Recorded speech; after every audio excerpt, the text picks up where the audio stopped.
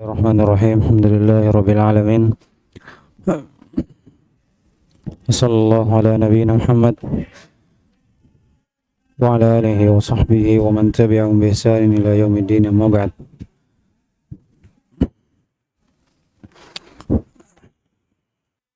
Baik. Dikatakan syirik akbar atau syirik asghar,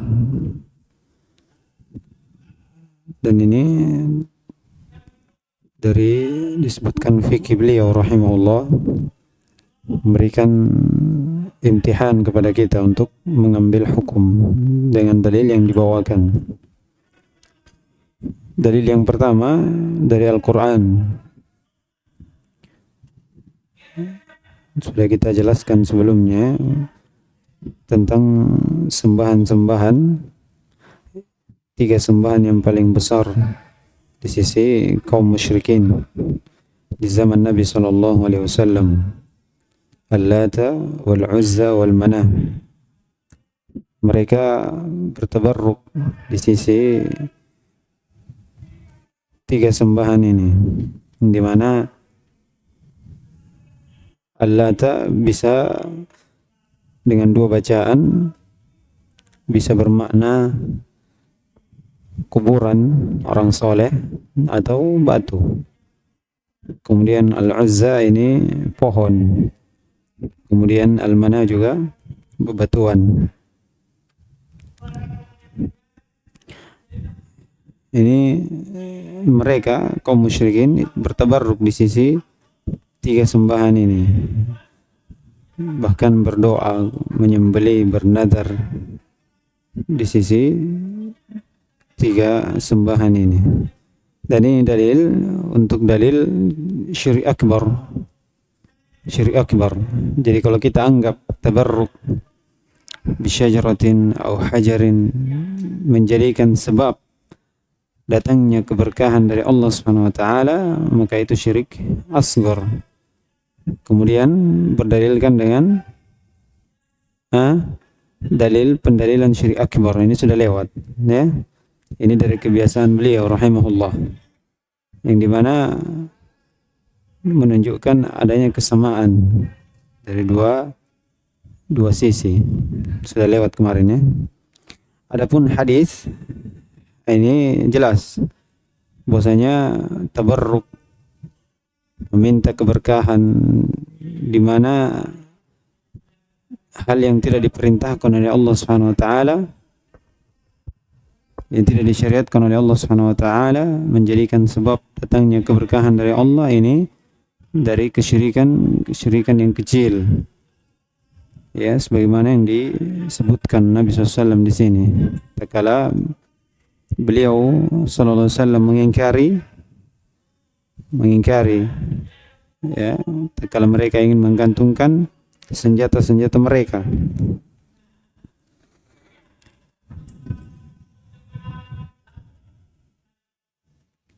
Dan akan diperjelas nanti insyaallah di masail yang disebutkan oleh musannif. Baik. Siapa yang baca?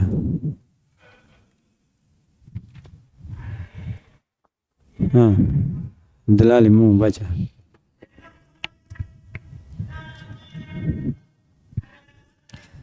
Bismillah, fihi masail. Al-ula tafsir. Bismillah, qala al-musannif rahimahullah ta'ala. Fihi masail. Al-ula tafsiru ayatin najm.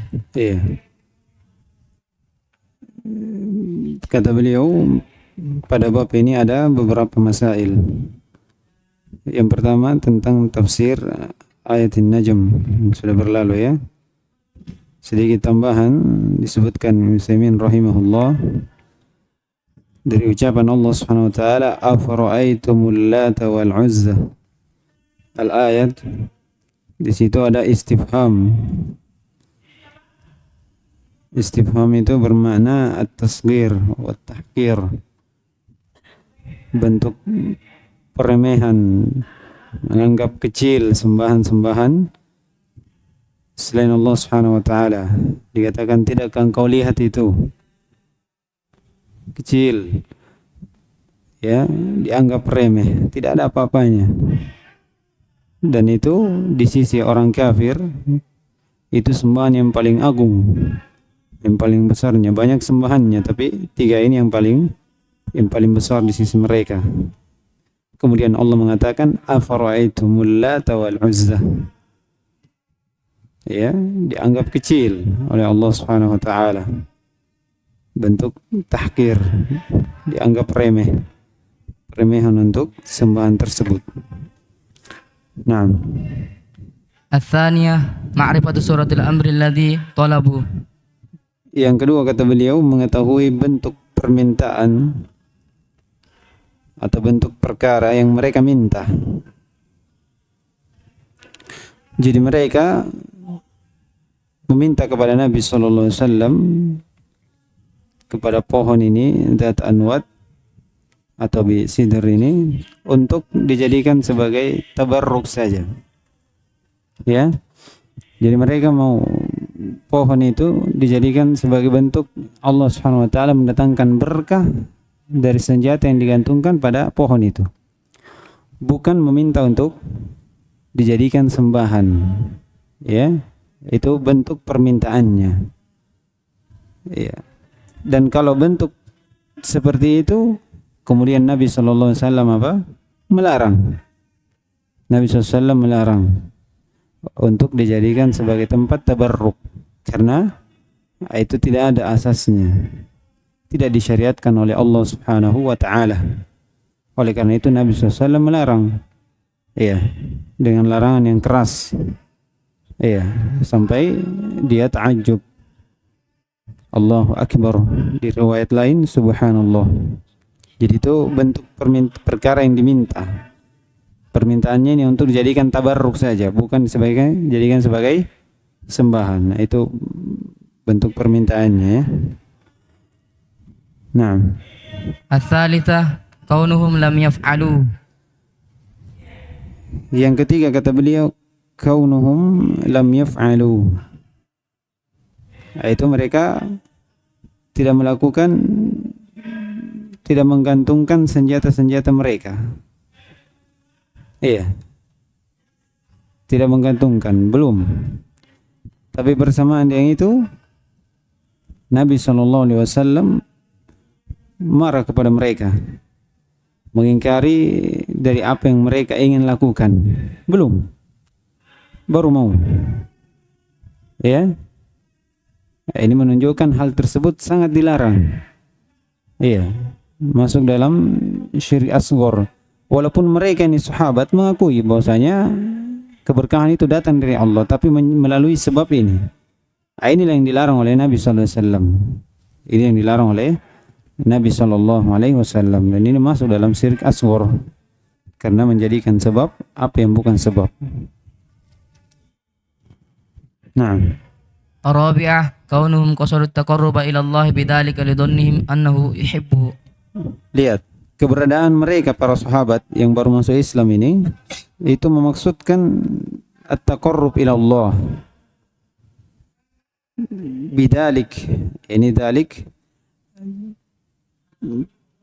ta'liq ala syajarah, itu menggantungkan senjata mereka di atas pohon tersebut. Dia maksudkan hal ini itu bentuk mendekatkan diri kepada Allah. Dan mereka menyangka bahwasanya Allah Subhanahu wa taala mencintai hal tersebut. Ini dia. Ya. Ini pelajaran penting. Jadi sangkaan-sangkaan saja itu tidak cukup. Ya. Makanya ibadah itu dibangun di atas dalil. Akan ada nanti tambahan dari beliau. Ibadah itu dibangun di atas dalil, bukan dibangun di atas sangkaan. Walaupun niatnya bagus, ya, mengeluarkan harta yang sangat banyak, ya, mengumpulkan manusia banyak dengan niat mengagungkan Rasulullah, bentuk kecintaan Allah Subhanahu wa taala. Nah, itu bagaimana kita bisa tahu Allah cinta? Sedangkan Allah tidak memberikan kabar tentang kepada kita bahwasanya itu dicintai. Ya. Dan perkara Allah cinta kepada sesuatu itu ada kabarnya dari Al-Quran dan Sunnah, bukan dari Allah akan memberikan keberkahan terhadap senjata ini. Dan perkara ini adalah perkara yang Allah cintai. Ini semua dibangun di atas apa? Sangkaan saja. Dan itu tidak teranggap. Nabi SAW murka, marah terhadap mereka, marah terhadap mereka. Nah, Al-khamisah annahum idza jahilu hadha wa ghairuhum aula bil jahl.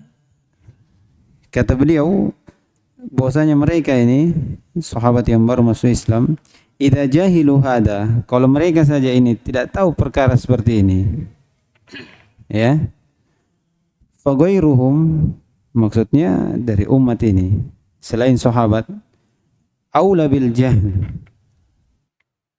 iya, itu lebih lagi ketidaktahuannya. Ini disebutkan Ibnu Utsaimin rahimahullah, maksud dari ucapan ini itu seorang jangan dia tertipu dengan amalan manusia. Jangan tertipu dengan amalan manusia, bukan banyaknya manusia ini. Jangan tertipu dengan amalan-amalan manusia. Karena kadang seorang beramal di atas kejahilan. Kadang seorang beramal di atas kejahilan. Jadi ibrah itu apa yang ditunjukkan oleh dalil, bukan bagaimana seorang berbuat. Ya, bagaimana seorang berbuat. Anda tahu kisah 3 orang yang datang kepada Nabi SAW, ke rumah Nabi SAW, tidak mendapatinya. Ya, yang mendapati siapa? Aisyah radhiyallahu taala anha. Kemudian bertanya kepada Aisyah, bagaimana amalan Nabi SAW? Nabi SAW ini seorang yang diampuni dosanya yang telah berlalu dan akan datang. Harusnya kita ini umat manusia, umatnya Nabi SAW yang belum tentu diampuni, harus lebih giat dari Nabi SAW. Perhatikan, harus lebih lagi daripada Nabi SAW. Maka dia katakan, saya tidak mau berbuka, setiap hari saya mau puasa. Satunya, saya tidak mau menikah, saya mau ibadah saja, belajar saya terus. Ya, yang satunya lagi, saya tidak mau tidur, saya mau sholat terus. Ini kan lebih daripada Nabi SAW anggapannya. Iya, namun tak kalah sampai berita itu kepada Nabi SAW, didatangi, siapa? Apa kalian yang berkata seperti ini dan begini dan begini? Ya Rasulullah, amma ana, adapun saya ini menikah, saya berbuka dan saya tidur.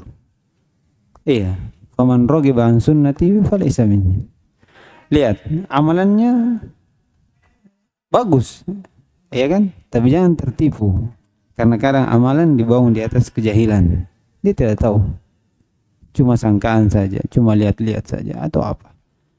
Al-ibrah bima yadullu alaih syari', kata Ibnu Utsaimin. Ibrah itu dilihat apa yang di mana syariat menunjukkan hal tersebut. Ya. Nah, As-sadisah anna lahum minal hasanatil wa'di bil maghfirati ma laysa li ghairihim. lihat. Ini pelajaran dari sahabat itu banyak sekali. Kata beliau, anna lahum, ini sahabat secara umum termasuk ini. Anna lahum minal hasanati wal wa'di bil maghfirah ma laysa li ghairihim. Mereka ini punya, untuk mereka ini dari kebaikan-kebaikan dan janji ampunan dari Allah Subhanahu wa taala. Sahabat kan keutamaannya banyak besar di sisi Allah Subhanahu wa taala. Ya kan? Sebaik-baik generasi.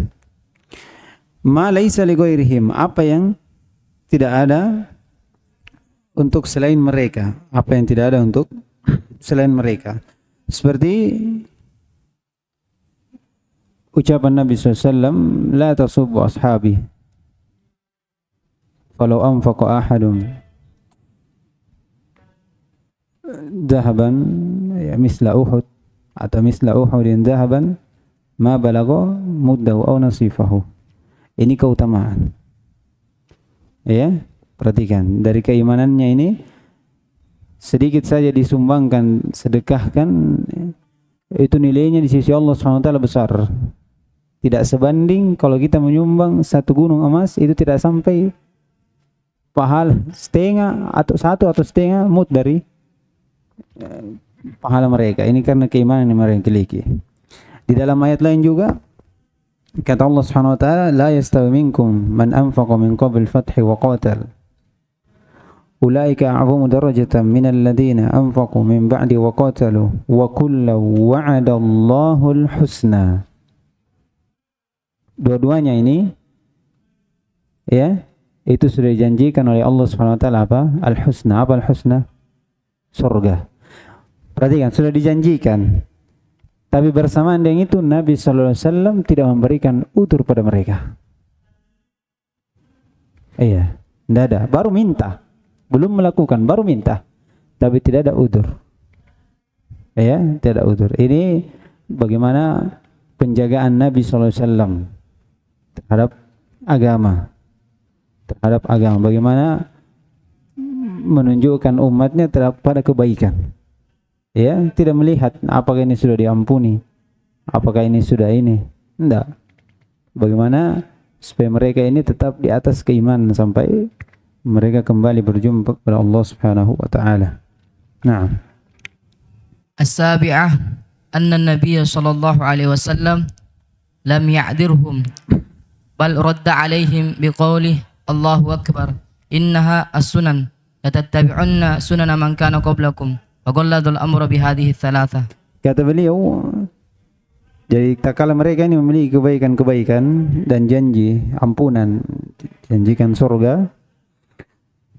Kata beliau yang ketujuh, anna Nabi sallallahu alaihi wasallam lam ya'durhum, mereka tidak diberi udzur oleh Nabi sallallahu alaihi wasallam. Bahkan radda alaihim, bahkan Nabi sallallahu alaihi wasallam membantah, menolak mereka dengan ucapan Allahu akbar. Iya. Isti'zaman dari apa yang mereka minta. Allahu akbar, maha suci Allah. Apa? Allah Subhanahu wa taala maha besar dari apa yang kalian minta. Di riwayat lain subhanallah, maha suci Allah Subhanahu wa taala dari apa yang kalian minta. Perhatikan. Kemudian yang kedua, la tattabi'unna sunana man kana qablakum, atau innaha sunan. Ini yang kedua, ini bentuk tahdir, peringatan untuk mereka. Itu kebiasaan-kebiasaan. Ya. La tattabi'unna, yang ketiga, la tattabi'unna sunana man kana qablakum. Sungguh betul-betul kalian ini akan mengikuti kebiasaan-kebiasaan orang-orang sebelum kalian. Kata beliau, faghallazul amru bihadhihi tsalatsa. Lihat Nabi SAW memperkeras larangannya dengan tiga larangan. Bahwasanya hal tersebut sangat sesuatu yang haram, sesuatu yang dilarang. Ya. Nah. Ats-tsaminah al-amrul kabir wa huwa al-maqsud annahu akhbara anna talibatahum ka talibati bani Israil lamma qalu li Musa ij'al lana ilahan. Naam, kata beliau, al-amrul kabir, perkara yang besar di sini. Dan ini yang dimaksudkan. Bahwasanya Nabi SAW mengkhabarkan bahwasanya permintaan mereka ini seperti permintaan Bani Israel kepada Musa. Lamma qalu, ini kaum Musa, li Musa ij'al lana ilahan. Iya, ini penyamaan ini mutlaqul musyabah. Bukan penyamaan dari sisi kesyirikan mereka, tidak. Menyerupai kaum musyrikin tatkala meminta kepada Musa, atau Bani Israel tatkala minta kepada Musa sembahan yang lain. Iya. Kata Ibnu Taimiyah rahimahullah, tatkala Nabi SAW mempermisalkan permintaan mereka sahabat dengan permintaan Bani Israel kepada Musa. Kata Ibnu Taimiyah, Nabi SAW mengingkari sahabatnya ini sekedar penyamaan mereka terhadap kaum kufar. Iya. Meminta permintaan, bukan dalam kesyirikan ya, sekedar meminta sebagaimana mereka meminta. Ittikhadhi syajarah, permintaan mereka untuk dijadikan pohon yang dimana mereka beriktikaf di situ atau menggantungkan senjata-senjata mereka. Kata beliau, lalu bagaimana lagi yang lebih besar daripada itu? Seorang yang menyerupai kaum musyrikin, seorang yang menyerupai kaum kafirin pada kesyirikan mereka atau pada kekafiran mereka.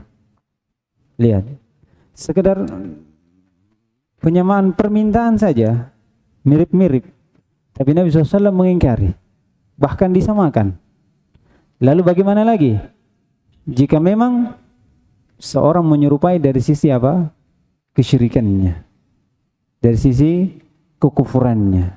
Ini kata Ibnu Taimiyah, ini lebih besar lagi pengingkarannya, lebih besar lagi pengingkarannya. Naam. At-tasi'ah anna nafya hada min ma'na la ilaha illallah ma'a diqqatihi wa khafaihi ala ulaik. Kata beliau, bahwasanya penafian ini dari makna la ilaha illallah. Penafian apa?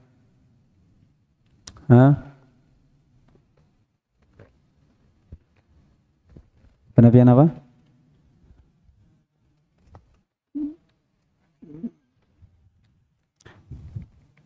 Penafian tabarruk bisyajarah. Iya. I'tikaf atau menggantungkan dengan maksud tabarruk. Lihat, kata beliau, penafian ini itu dari makna la ilaha illallah ma'adiqatihi wa khafaihi ala ulaik, bersamaan dengan detailnya permasalahan ini dan samarnya terhadap mereka. Jadi bentuk makna la ilaha illallah itu sebagaimana yang kita sebutkan sebelumnya, itu bagaimana seorang berlepas diri meninggalkan hal yang menafikan tauhid secara asal dan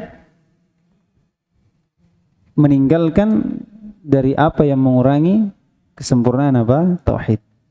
Menyandarkan atau bertabarruk bisyajar, kalau dia yakini bahwasanya ini memberi berkah, ini yang memberikan kebaikan, maka ini menafikan tauhid dari sisi apa? Asal. Kalau dia bertabarruk dengan pohon atau dengan batu, meyakini bahwasanya dengan ini Allah memberikan berkah, maka ini menafikan tauhid dari sisi kesempurnaan. Itu dia. Ya.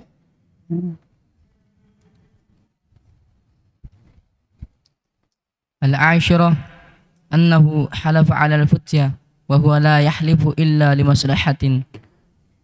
Kata beliau, annahu halafa 'ala al-futya wa huwa la yahlifu illa limaslahatin. Ini di ucapan Nabi SAW, walladhi nafsi biyadih, walladhi nafsi biyadih. Jadi Nabi SAW bersumpah dalam fatwanya, dan Nabi SAW disebutkan tidak bersumpah kecuali untuk maslahat atau untuk menahan bahaya, mendapatkan maslahat atau menahan bahaya. Nah, Al-hadiyata asyarah anna syirka fihi akbar wa asghar li'annahum lam yartaddu bihadha.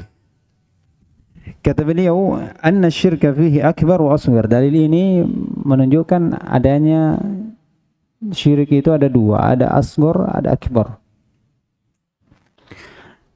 Kata beliau, li'annahum lam yartaddu bihada. Bihada kembali ke mana?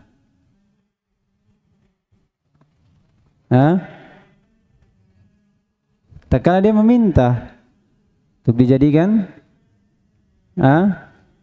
zat anwat, pohon sebagai zat anwat, yang dimana zat anwat ini di sisi orang-orang jahiliyah, orang musyrik sebagai apa? Di situ beritikaf, di situ tabarruk, di situ iya. Tapi maksudnya ini dia cuma apa? Dijadikan sebagai wasilah saja, sebab. Sebab. Kalau dijadikan sebagai sebab, berarti ini syirik akbar. Ya kan? Dijadikan sebagai sebab, ini syirik asghar, dan inilah yang dijadikan dalil oleh musannif rahimahullah. Jadi mereka meminta pohon itu sebagai tempat di mana Allah memberikan berkah. Kalau kita di situ duduk bersandar apa semua, Allah akan memberikan berkah kepada kita, kekuatan atau apa. Kata beliau, kenapa dikatakan ini syirik asghar? Kata beliau, li'annahum lam yartaddu bihada. Ya. Karena kalau dia akbar, dia menjadikan ini sebagai sembahan, berarti ini syirik akbar. Dan Nabi SAW tidak mengatakan kepada sahabat, tak kala minta seperti itu disuruh lagi bersyahadat, masuk Islam lagi, tidak. Ini dalilnya. Namun disebutkan juga, kalaupun dia meminta sembahan, itu tidak mengeluarkan dari Islam. Kenapa? Iya, karena dia orang baru masuk Islam, tidak tahu. Bisa? Ini disebutkan juga. Tapi musannif rahimahullah detailnya menjadikan syirik akbar, syirik asghar itu ada. Syirik pembagian dari hadis ini ada syirik akbar, ada syirik asghar, dan syirik asghar dilihat karena mereka dari permintaan mereka, dan permintaan itu tidak mengeluarkan mereka dari Islam, tidak mengeluarkan mereka dari Islam. Jadi mereka menjadikan sebab, ya sudah lewat ya, syirik akbar itu atau syirik asghar itu definisinya berbeda-beda antara ulama, ya. Ada yang mengatakan apa yang menjadi wasilah kepada syirik akbar, ada yang mengatakan itulah yang disebutkan kesyirikan dalam ayat atau hadis yang tidak mengeluarkan dari Islam. Ada yang mengatakan syirik asghar itu ja'alu sababan ma laysa sababa, itu masuk semua. Seperti ini mereka menjadikan sebab apa yang tidak disebabkan, apa yang tidak dijadikan Allah SWT sebagai sebab. Naam. الثانية عشرة قوله ونحن حدثاء عهد بكفر فيه أن غيرهم لا يجهل ذلك. Kata beliau, ucapannya wa nahnu hudasa'u ahdin bi kufrin. Kata beliau, pada hal ini bahwasanya selain mereka itu la yajhalu dzalik. Jadi seorang sahabat yang keluar bersama Nabi SAW di Ghazwatul Hunain ini banyak. Di antara mereka ada yang baru masuk Islam. Ya, adapun yang terdahulu masuk Islam sudah lama, itu sudah tahu. Jadi mereka jahil karena mereka baru masuk Islam. Adapun yang sudah lama ini sudah tahu bahwasanya ini dilarang. Nah, الثالثة عشرة التكبير عند التعجب خلافا لما كره. Ini takbir inda ta'ajjub. Kata Nabi SAW, Allahu Akbar. Ya, ini bentuk isti'zam dari apa yang mereka minta. Di riwayat lain, Subhanallah, bentuk pensucian dari apa yang tidak pantas untuk Allah Subhanahu wa taala. الرابعة عشرة سد الذرائع. Yang ke-14, menutup pintu-pintu. Ya. Jadi saddu dzara'i. Az-dzara'i itu tariqah. Tariqatu al-mawsulatu ila syai'. Itu dzara'i. الخامسة عشرة. Dan ini ada dua. Dzara'i jalan yang mengantarkan kepada sesuatu. Ada dua. Ada yang mengantarkan kepada kejelekan, ada yang mengantarkan kepada keburukan. Nah, kalau mengantarkan kepada keburukan, ini yang ditutup. Kalau mengantarkan kepada kebaikan, ini dibuka. Dibuka karena seorang akan mendapatkan kebaikan yang banyak. Nah, الخامسة عشرة النهي عن التشبه بأهل الجاهلية. kata beliau ya, larangan dari menyerupai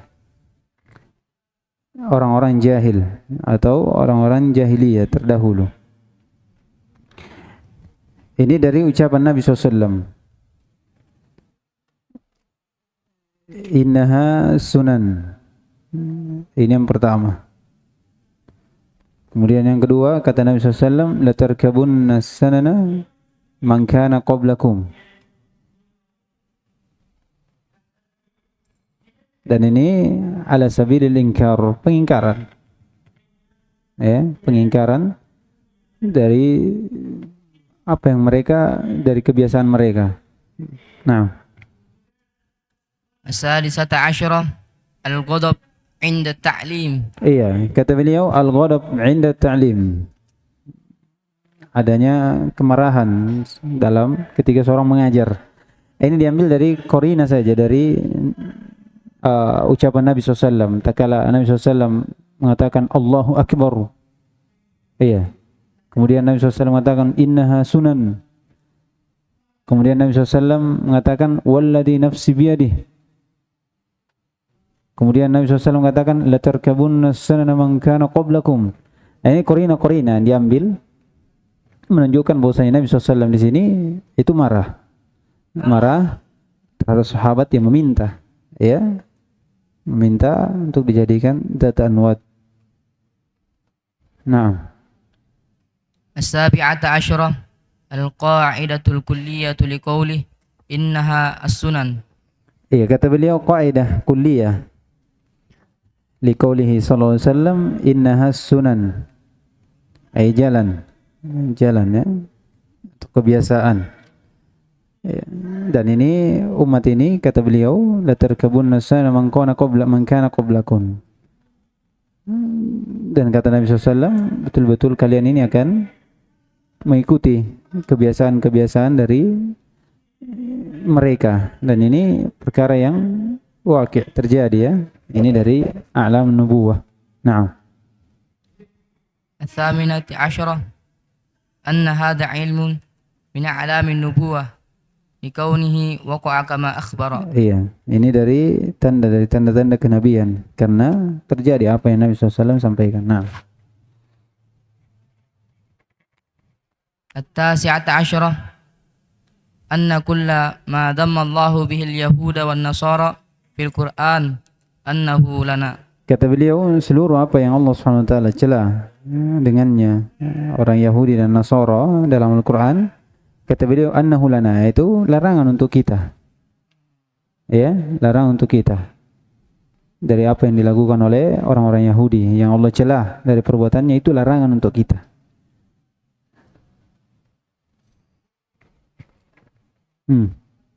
العشرون أنه مقرر عندهم أن العبادات مبناها على الأمر فصار فيه التنبيه على مسائل القبر. أما من ربك فواضح، وأما من نبيك فمن إخباره بأنباء الغيب، وأما ما دينك فمن قولهم اجعل لنا إلها إلى آخر. Kata beliau yang ke-20 bahwasanya telah tetap di sisi mereka, ini sahabat, annal ibadah mabnaha 'alal amr. Iya. Ya jelas, ya. Ibadah itu dibangun di atas perintah, bukan sangkaan. Bukan sangkaan. Perhatikan. Dari ayat ini katanya perintah atau ibadah itu dibangun di atas amr. Tapi di awal kita baca tadi apa? lidhannihim annahum yuhibbuhu. Ya kan? Itu tidak bertentangan ya. Karena sahabat di sini itu tidak langsung melakukan. Ya kan? Jadi dia sangka ini ibadah karena mereka minta kepada Nabi SAW. Tak kala seandainya bukan ibadah, ini kebiasaan saja, maka langsung saya dilakukan, tidak usah minta. Dan yang kedua, mereka meyakini bahwasanya ibadah itu harus dengan jalan Nabi SAW. Harus ada perintah dari Nabi SAW. Disampaikan dari sisi wahyu atau dari hadisnya.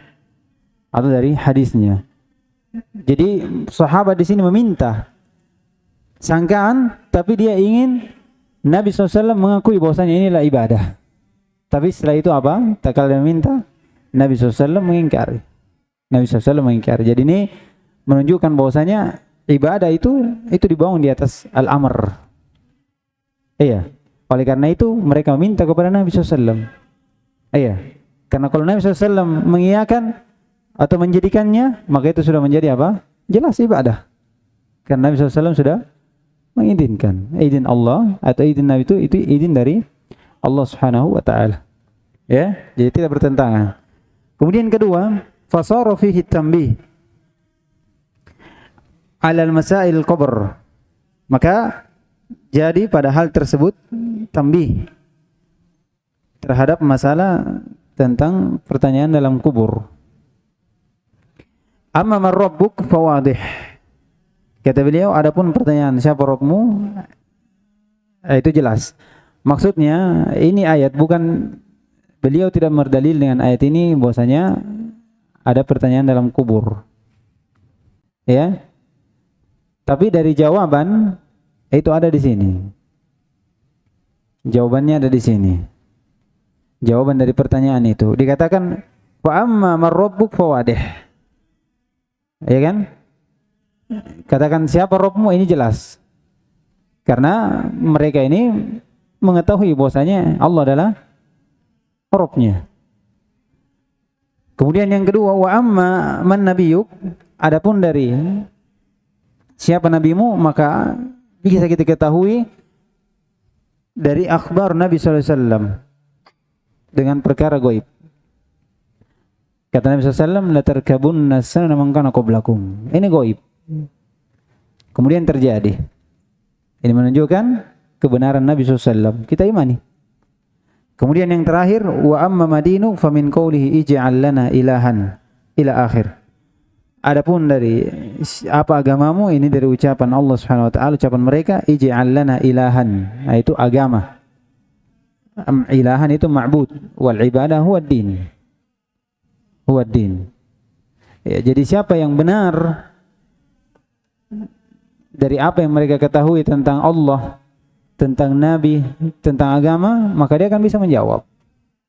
Dia akan menjawab dari pertanyaan itu. Adapun orang yang tidak tahu, salah dalam beragama, salah dalam mengikuti ajaran, maka dia akan tidak bisa menjawab dari pertanyaan malaikat. Naam. Al-hadiyat wal 'ishrun anna sunnata ahlil kitab madmumatun ka sunnatil musyrikin. Iya. Bahwasanya kebiasaan dari ahlul kitab yang tercela, apa kebiasaan dari ahlul kitab itu tercela dari apa yang menjadi kekhususan terhadap ahlul kitab ini, ka sunnatil musyrikin, seperti kebiasaan dari kaum musyrikin. Nah, Al-thaniyat wal 'ishrun anna al-muntaqila min al-batil alladhi i'tadahu qalbuhu la yu'manu an yakuna fi qalbihi baqiyatun min tilkal 'adati liqaulihim wa nahnu hudatsa'u ahdin bi kufrin. Kata beliau, annal mutanakkila min al-batil, orang yang berpindah dari kebatilan menuju kebaikan. Ya, orang baru masuk Islam, baru kenal sunnah, baru bertobat dari kejahilannya. Kata beliau, alladhi i'tadahu qalbuhu, yang dimana jadi kebiasaan hatinya. La yu'manu ay yakuna fi qalbihi baqiyatun min tilkal 'adah. Tidak akan aman bahwasanya dalam hatinya itu masih ada tersisa dari kebiasaan itu. Liqaulihim wa nahnu hudatsa'u ahdin bikufrin. Karena mereka ini baru masuk Islam. Jadi apa yang mereka bawa sebelumnya itu masih ada tersisa sedikit-sedikit. Iya, kemudian terkikis lama baru kan hilang. Itu antum kadang lihat ya, seorang baru kenal sunnah baru itu masih ada sedikit dari masalah-masalah yang dia bawa dari sebelum dia kenal sunnah. Nah, jadi selesai kita dari bab ini. Insyaallah besok kita ambil satu bab karena agak pendek ya. Subhanakallahumma hamdik asyhadu an la ilaha illa anta astaghfiruka wa atubu ilaik.